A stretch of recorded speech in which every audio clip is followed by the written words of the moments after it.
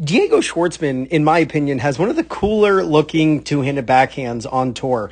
And I want to show you something actually that's very true with Novak Djokovic's backhand as well. And it's the pros will often use the height of the contact to determine the height of their backswing. So check this out. He does not have a very high backswing on his two-hander. I mean, if you compare him to, let's say, Zverev, right, where Sasha Zverev has a very high turn on the two-handed backhand. But let's look at this.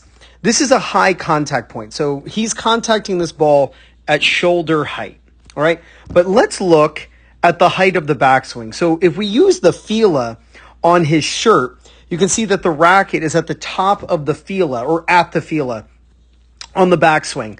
And then he drops down a little bit and then hits. Now watch the next one.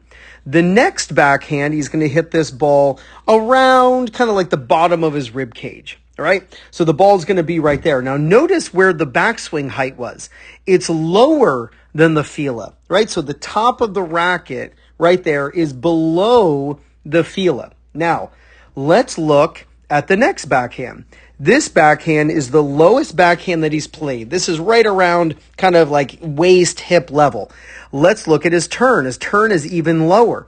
You can actually use the height of the incoming ball to actually raise and lower your backswing. Now, he uses a loop swing on all of these shots, but it's actually a good idea to have different heights because it just makes it easier to be where the ball is going to be. Here again, you can see there's a little loop. Now again, it's not as big as, you see Sasha Zverev or even Cilic, right, with a big loop. But look at that little tiny loop right there. But it's a loop. There's no doubt it's a loop. You can see the closed racket face right there. Closed means tilted down. This is actually one of the things I love about his backhand. Look how still his head is. Here, his chin is on his right shoulder, and then his head stays very still, and now his chin is on his back shoulder, his left shoulder. Look at the extension. I love this space. You should go out and film yourself.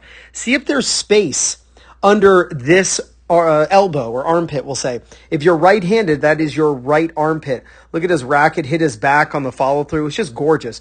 But try using different heights of your backswing. If it's a higher ball coming in, you can turn a little higher. If it's more medium, then turn a little more medium. If it's a lower ball, then you can turn a little lower, but still make a loop. But having the backswing change based on the height of the incoming ball and where you're going to contact is actually a smart way to size up the shot and hit your best backhands.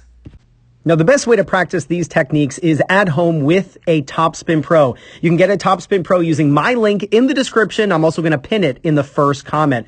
I absolutely love the Topspin Pro, and I know you will too.